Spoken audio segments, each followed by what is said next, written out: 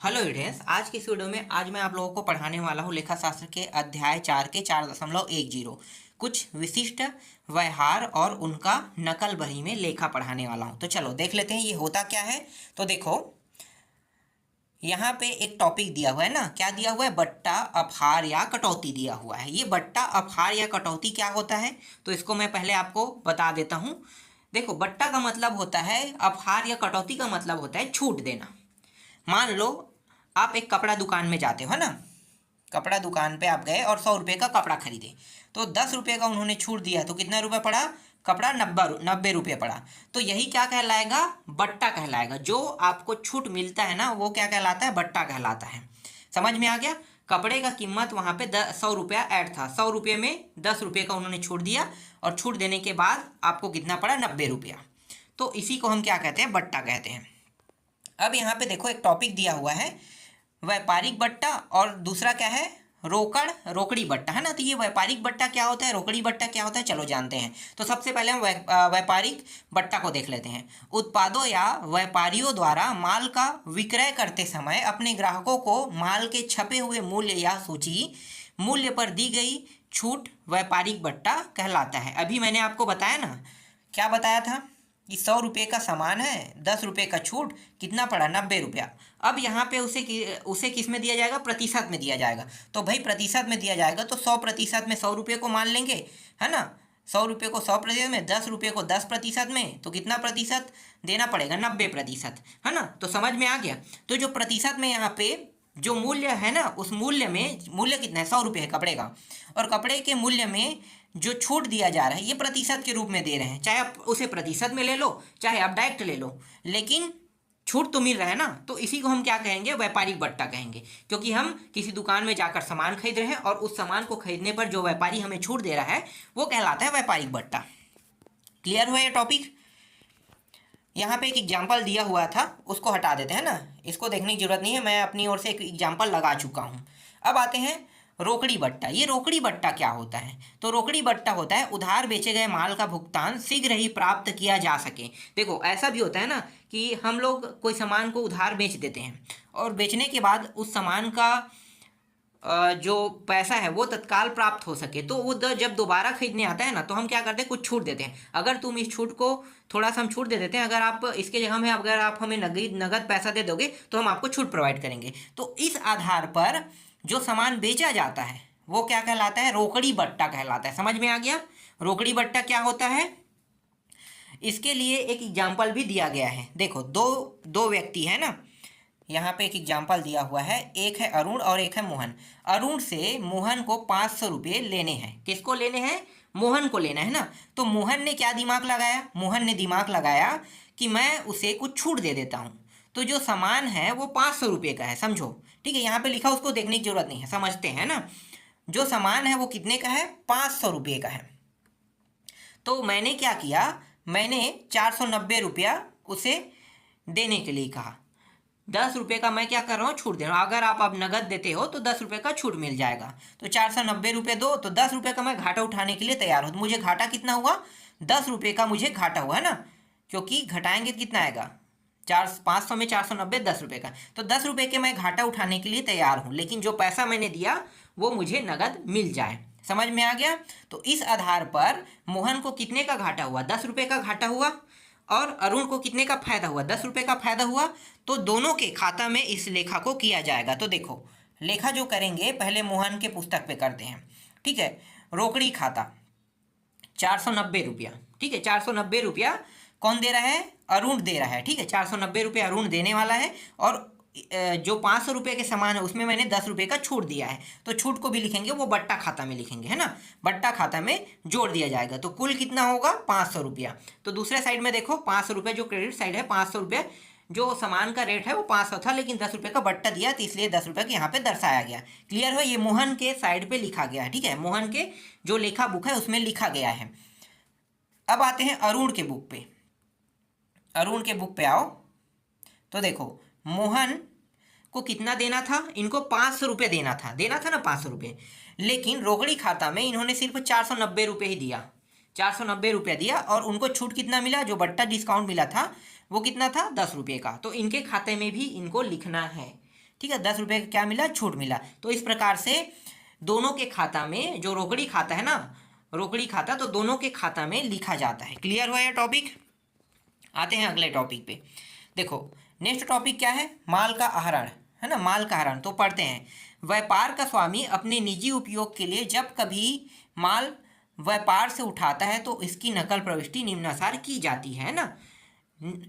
तो देखो कैसे किया जाता है, यहाँ पे आहरण खाता बनाया जाता है, क्रय खाता बनाया जाता है, निजी प्रयोग हेतु माल, इस तरीके से किया जाता है। यहाँ पे अंग्रेजी में भी दिया है, अगर आप देखना चाहो तो अंग्रेजी को भी देख सकते हो।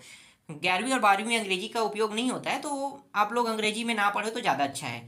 जो लोग सीए मतलब चार्टर्ड अकाउंटेंट का जो एग्ज़ाम दिलाते हैं ना, उनके लिए अंग्रेजी जानना बहुत ज़रूरी है। अगर आप लोग भी दिलाना चाहते हो तो सारे टॉपिक को अंग्रेजी में पढ़ना है।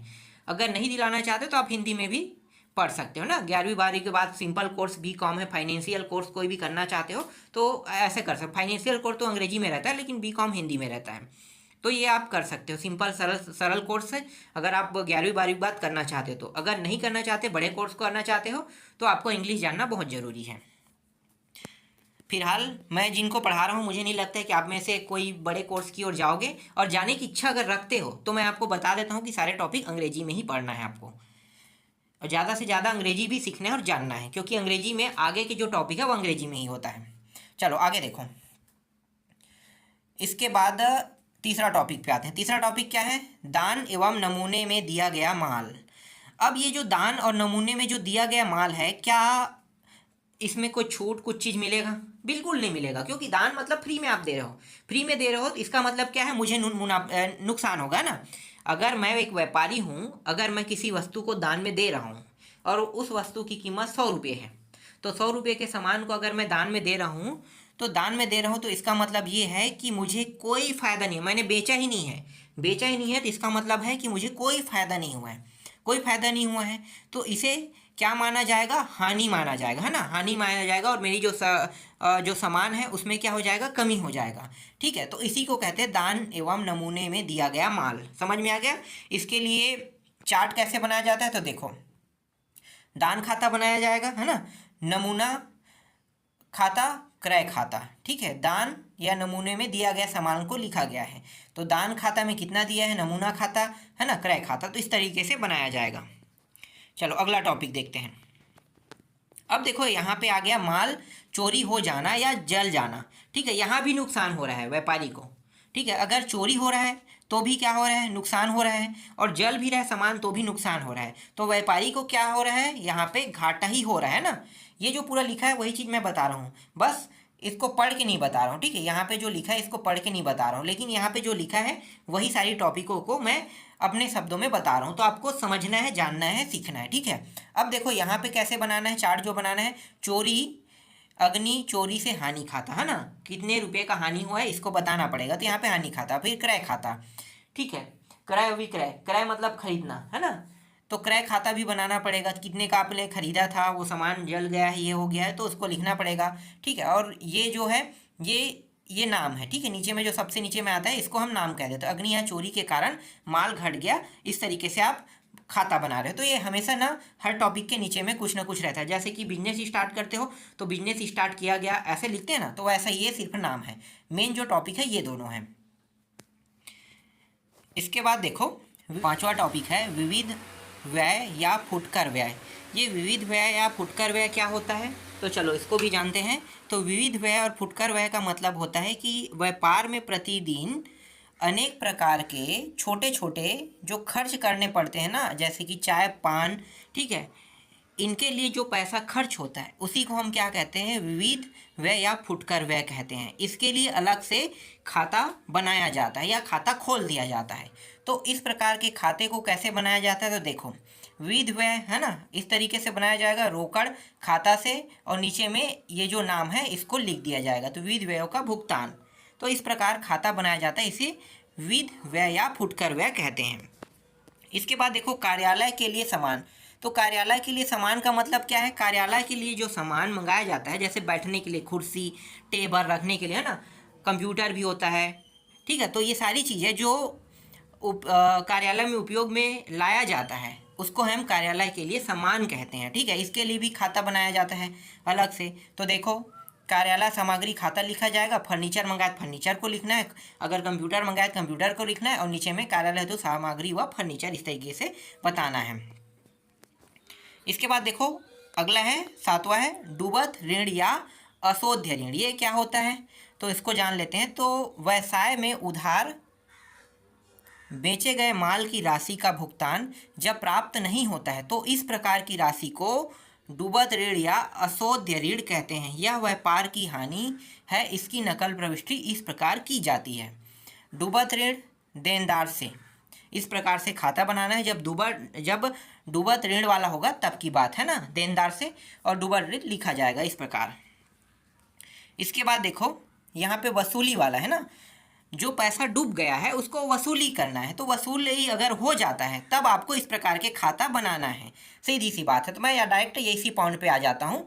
वसूली हो जाने पर ही क्या कहलाएगा, ये डूबत ऋण से वसूली ऋण पे आ जाएगा, है ना, अशोध्य ऋण की वसूली। तो रोकड़ खाता, डूबत ऋण वसूली, और यहाँ पे डूबत ऋण की वसूली हुई है, इसको इस प्रकार से लिखना है।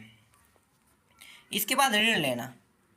ऋण लेना क्या होता है, जब कभी व्यापार में कार्यालयशील पूंजी को बढ़ाने अथवा अन्य किसी कारण से रकम की आवश्यकता होती तो व्यापारी द्वारा बाहरी व्यक्ति अथवा संस्था से ऋण लिया जाता है, अतः ऋण लेने की प्रविष्टि की जाती है। जैसे कि रोकड़ ऋण है ना, बी के ऋण खाता और बी से ऋण लिया, ठीक है, ये है। तो इस प्रकार से क्या बनाना है, एक खाता बनाना है। अगला है संपत्ति की ढुलाई या स्थापना व्यय आदि का लेखा। संपत्ति को क्रय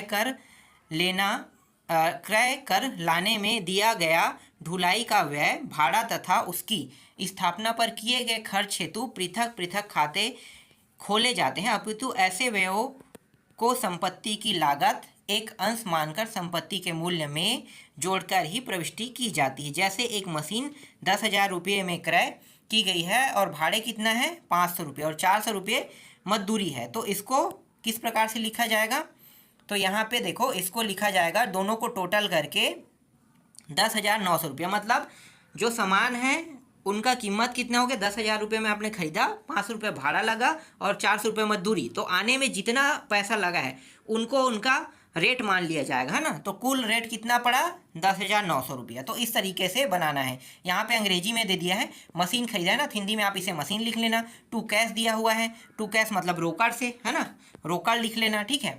बेइंग मशीन परचेस कह रहा है तो मशीन को खरीदा गया 10,000 रुपये में बताया है, 900 रुपये इसे भाड़ा, मतलब भाड़ा और क्या है मजदूरी चार्ज पड़ा है। इस प्रकार से यहाँ पे दिया, ये अंग्रेजी में लिखा है, मैं आपको हिंदी में बता रहा हूँ। इसके बाद देखो 11वां पॉइंट है आदेश निविदा से संबंधित प्रविष्टि न करना। तो माल का आदेश प्राप्त होने या आदेश प्रदान करने पर तथा निविदा करने पर कोई भी प्रविष्टि नहीं होगी, क्योंकि यह कोई व्यवहार नहीं है। 12वां महत्वपूर्ण समायोजित प्रविष्टि। पहला है अदत्त व्यय। अदत्त व्यय क्या होता है, देखो अदत्त व्यय को मैंने पहले ही बताया था ना, अदत्त व्यय होता है पूर्वदत्त व्यय होता है। तो ये होता क्या, चलो मैं आपको ऐसे ही आपको बता देता हूँ। देखो अदत्त व्यय का मतलब होता है कि इसी वर्ष किसी का भुगतान प्राप्त न होके अगले वर्ष में चले जाना, है ना। समझो कैसे, हमारा जो वित्तीय वर्ष है, जो बैंक का वित्तीय वर्ष होता है वो 1 अप्रैल से 31 मार्च का होता है।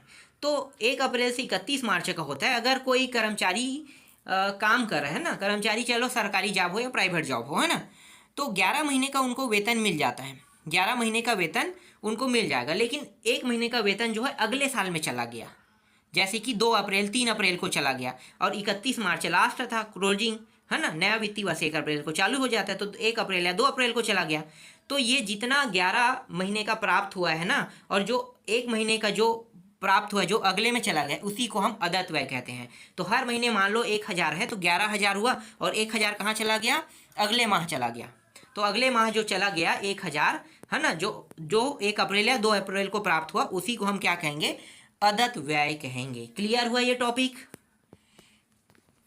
इसी तरीके से पूर्वदत्त व्यय। पूर्वदत्त व्यय क्या है, पहले से मिल जाना, ठीक है, पहले से मिल जाना, ये क्या कहलाएगा, पूर्वदत्त व्यय कहलाएगा। मान लो आपको 11 महीने का जैसे पैसा मिल गया है, लेकिन 1 महीने का जो पैसा बचा था वो क्या हो गया, जो अगले 1-2 महीने 2-3 महीने का मान लो पैसा अगले साल मिलना था, ठीक है, जैसे कि अप्रैल मई जून में पैसा मिलना था, लेकिन वो पैसा क्या हो गया, वो पहले ही मिल गया, मतलब सत्र खत्म होने के पहले ही मिल गया। जैसे आप किराए में रहते हो ना, रूम किराए में, रूम रेंट में, मतलब रेंट लेके रहते हो, तो अक्सर ऐसा होता है कि एडवांस में ले लिया जाता है पैसा 2 महीने 3 महीने का। तो इसी तरीके से समझो कि 2-3 महीने का पैसा आपने पहले ही दे दिया है उनको, तो इसको हम क्या कहेंगे, पूर्वदत्त व्यय कहेंगे। समझ में आ गया, पूर्वदत्त व्यय।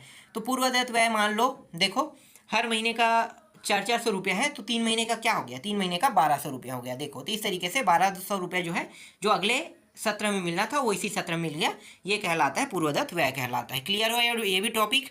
पूर्वदत्त बीमा, ये पूर्वदत्त बीमा भी सेम वैसे ही, इसको मुझे अलग से समझाने की जरूरत नहीं है, इसको छोड़ देते हैं, ठीक है।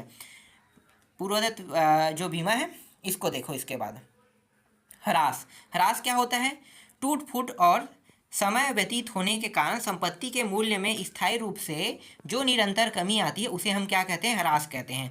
ह्रास कैसे, ह्रास के लिए खाता कैसे बनाया जाता है, तो देखो ह्रास एकमात्र खाता, क्योंकि यह हानि है इसलिए इसे क्रेडिट करते हैं, संपत्ति खाते को क्रेडिट करते हैं, क्योंकि इसमें मूल्य में क्या होता है, कमी आती है, ठीक है, इसलिए क्रेडिट खाता भी क्या होता है, कमी होता है। तो ह्रास इस तरीके से लिखना है, फिर संपत्ति लेना है, ठीक है।